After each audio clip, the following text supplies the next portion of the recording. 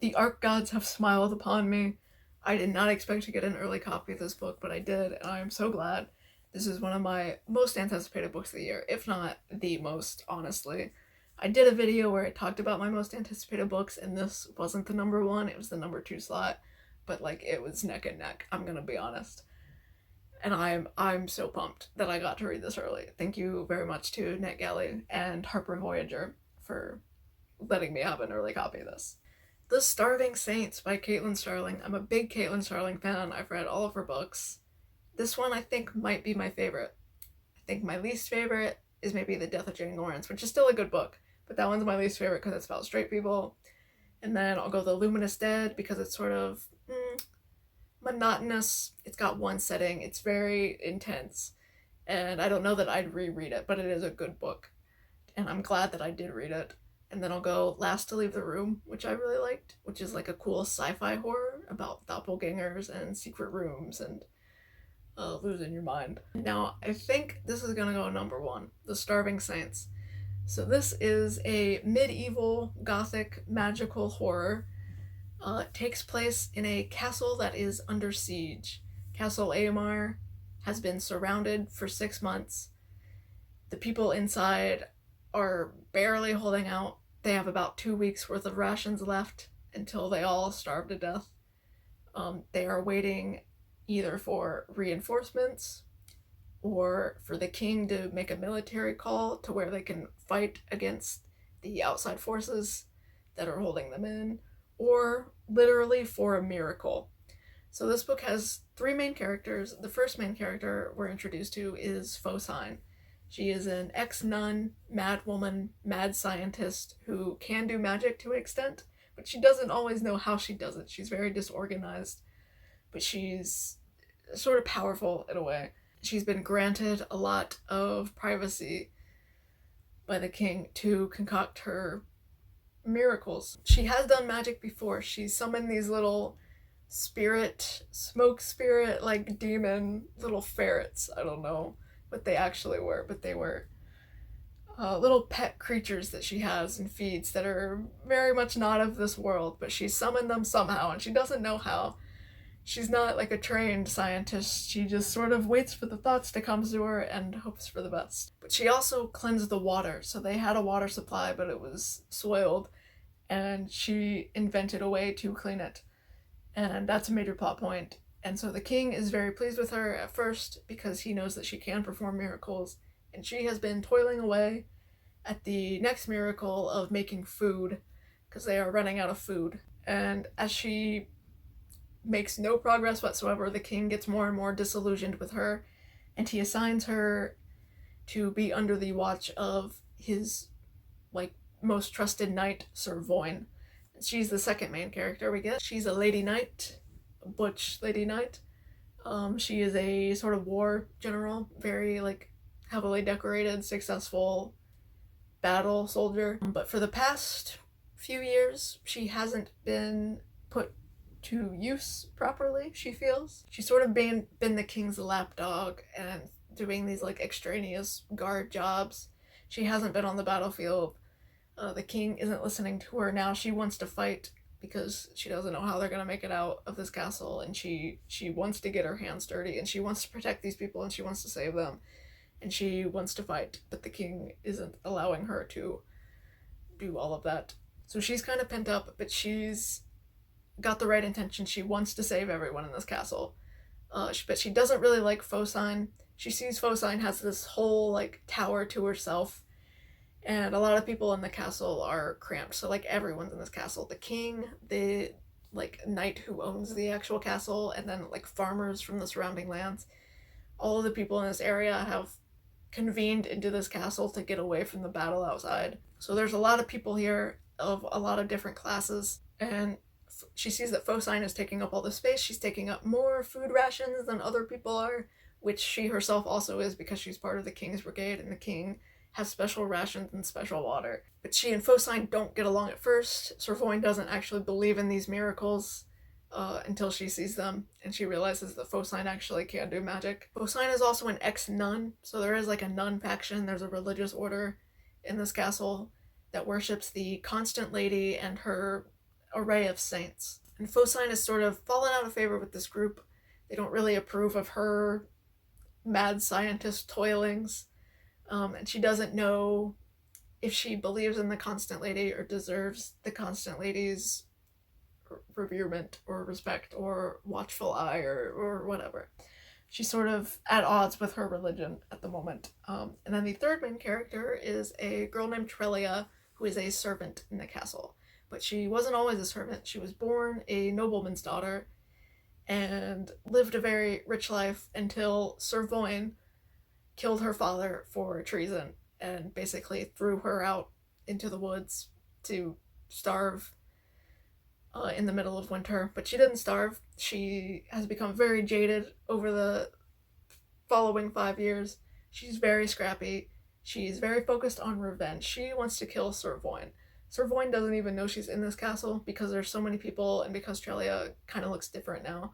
She's older. She wants to kill Sir Voin, or like make her suffer, or get vengeance in some way for Sir Voin killing her father, but also toying with her emotions. While Sir Voin killed her father, she actually worked for her father before that and lived in his household and helped him, and also trained Trelia, his daughter, and taught her how to fight. And they sort of had kind of an inkling of a romantic connection, but Trelia was pretty young. It was sort of a mentor-mentee idolization relationship. But there was like a romantic thread between them. So when Sir Voin kills her father and leaves her to die, there is an extra level of betrayal. And Trelia is sort of bloodthirsty, very hardened, very practical, very selfish, self-sufficient, and doesn't trust anyone, and is honed in on her own goals and her own survival. She's stashing food. She has like this secret passageway that she thinks will lead to her salvation and will get her out of the castle when no one else can get out. But she's actually so focused on revenge that conflicts. Like, she could just leave and, you know, maybe help herself, but she kind of wants to watch some of these people suffer. She doesn't like Sir Voin, she doesn't like the king, but while she says she doesn't like Sir Voin, she still kind of has feelings for the woman. And while Sir Voin says she doesn't like Phocine, eventually, you know, they spend so much time with each other that all three of these women have some sort of romantic connection with each other. And Phocine and Trelia also meet.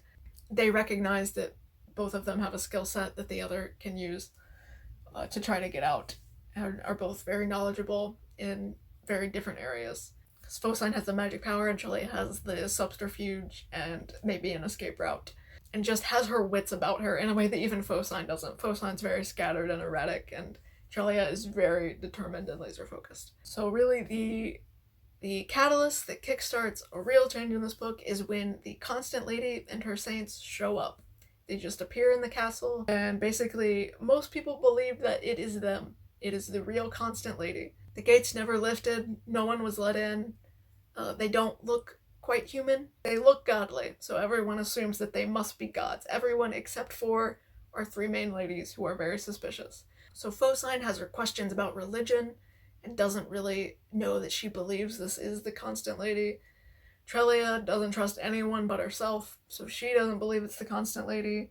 Sir Voin does at first, but over the course of the novel, there are more questions raised over what these creatures are and how they got here, and what are their intentions. Are they here to save everyone? They say they're here to save everyone. They magically appear, and then they produce a feast from nothing, and this is the miracle that Phocine is trying to perform. And at first, Phocine doesn't know if she accidentally summoned these saints, like she summoned her little ferret beasts, or whether to take responsibility. Is this the miracle of providing food? Or did she mess up and let in some sort of demon creature that's pretending to be the saints? She doesn't know if she did this, and she doesn't know if it's a good thing or a bad thing at first. Basically, everyone in the castle bends to the will of the Constant Lady and her saints, and madness starts to erupt, and people don't act like themselves, and the king really isn't in charge anymore because there's a god. You know, what's a king to a god? And the food they're serving isn't quite food. It's produced from nothing, and it's sort of magical. So anyone who eats it is bewitched by the Constant Lady and is sort of in her control and in her debt. And it's also not food. It's human flesh. There's a lot of cannibalism in this. I don't think that's a spoiler. This is very much marketed as a cannibal book. Although even before the Saints get there, there's talk of maybe having to eat people because they're starving to death. But this Constant Lady has bewitched the food. She takes these dead body parts, even parts of herself. The Saints sometimes cut off parts of themselves, and like there's one guy who plants his fingernails and then it grows into vegetables. But of course, it's not really vegetables or really meat. She bewitches like a human leg to look just like a roast, you know? And so people eat it without even realizing that they're eating a human leg. So they're very much under a spell, except for the three leading ladies who realizes that something is very wrong and this is not the order of things and it's not a great situation, and they still have to get out of the castle. Even if, you know, these saints come and give food and none of them starve to death, they have to get out of the castle still. So the plot is very much how much danger are they in, what can they do to survive, who can they help, who can they trust, how much power do they have, and do they trust each other. So I like all three of these characters. They're very different, and their dynamic with each other is quite complex. And none of these characters are perfect. They're all fairly flawed, and they all don't make great decisions. They're all blinded by greed or vengeance or whatever. Loyalty. Sometimes they make good decisions that you as the reader agree with, and sometimes they make bad decisions you as the reader don't agree with. And sometimes they make decisions that each of the other three girls agrees with, and sometimes they butt heads on what they should do. And even if they should be a group, or if they should, you know, look out for themselves first and not be part of this group. So all three of them do have some sort of romantic connection. Again, Trelia and Servoin have history. Servoin and Phocine kind of develop a thing as Phocine is having Servoin as her bodyguard, and then Trelia and Phocine have a thing where they sort of respect each other's prowess and intellect and abilities that no one else in this castle really has, and their sort of instinct for survival. In my ideal world, this would have had a bit more romance, but that's just me. I love a good romance in a book. This isn't marketed as being like heavily romantic or sexual. Caitlin Starling isn't known to write a lot of spicy scenes or anything like that. So in my ideal world, this would have had a bit more spice and really given into sort of the lust. There's a lot of greed and hunger and desire and desperation in this book, and I would have liked if there had been, you know, some lustful desperation thrown in there as well, a bit more. There are some scenes obviously of them flirting and, you know, but it's very much focused on the plot and the horror and the survival, and it's not a romance novel. Although I wasn't expecting it to be romance. I was expecting sort of like fucked up, lustful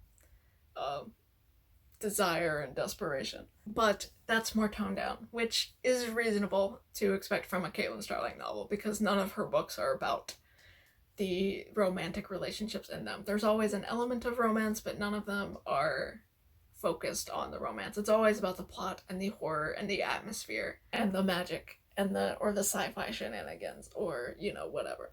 So that's not a flaw with the book, you know. It wasn't promised to be some super steamy, sexy, evil romp or anything, but I hoped a little bit just for me. This would be good for fan fiction. I would read fan fiction of this book, because there are a lot of questions.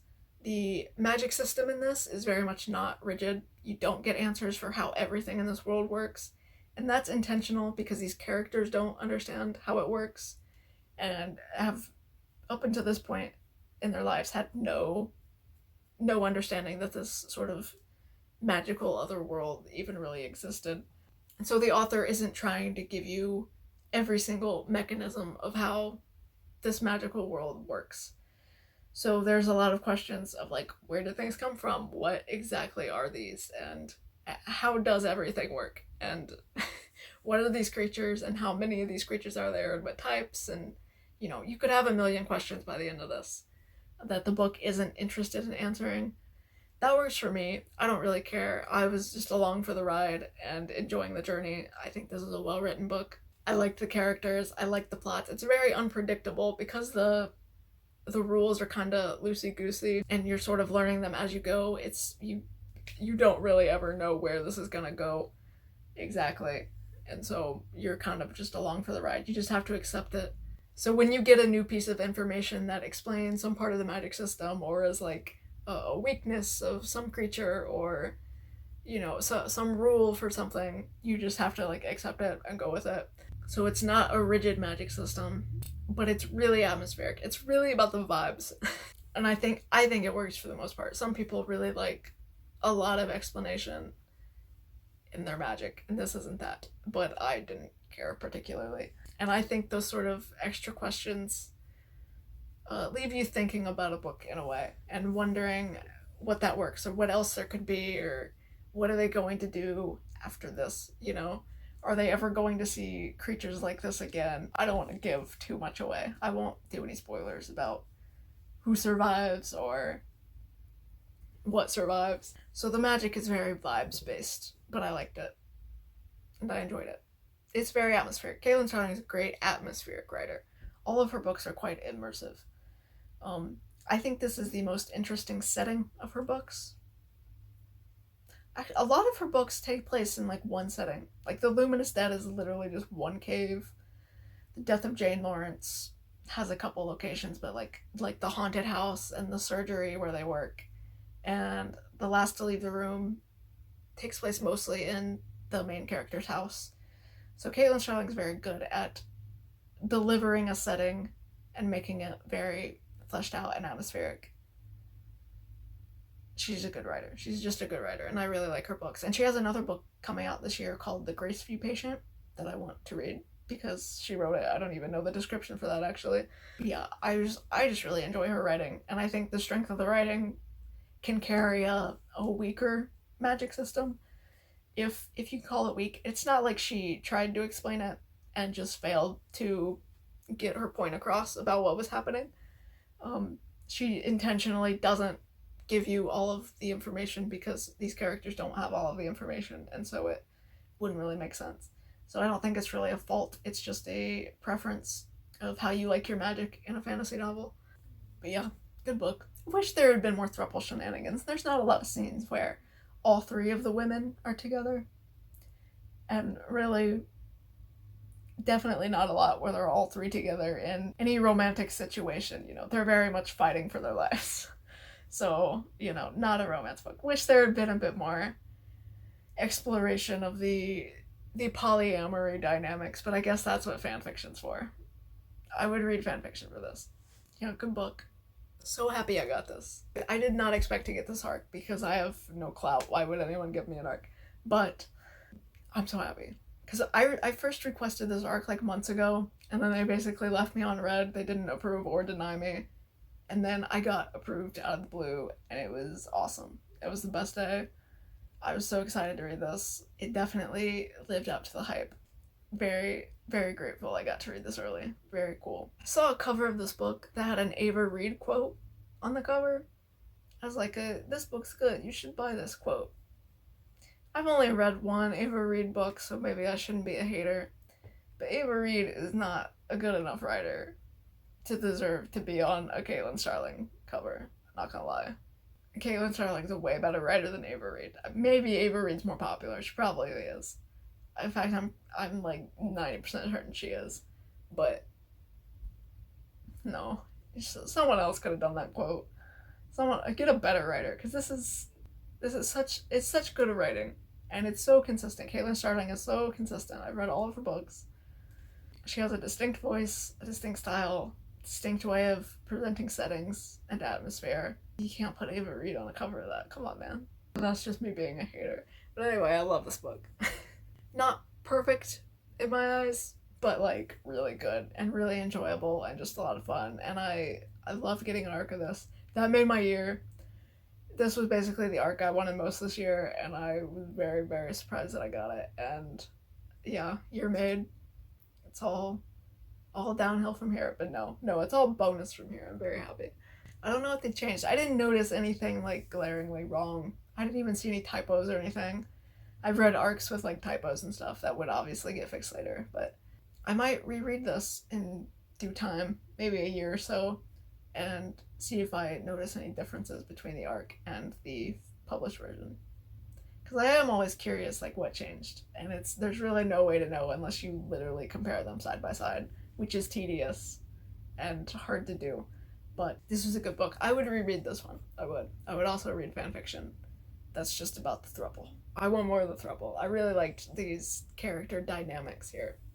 There's a lot to work with, and a lot left unexplored, but intentionally because that wasn't the story the author wanted to explore. So, yeah, a really good book. 5 stars, good stuff. Recommend it. Recommend all of Caitlin Starling's books, but especially this one. It's really good.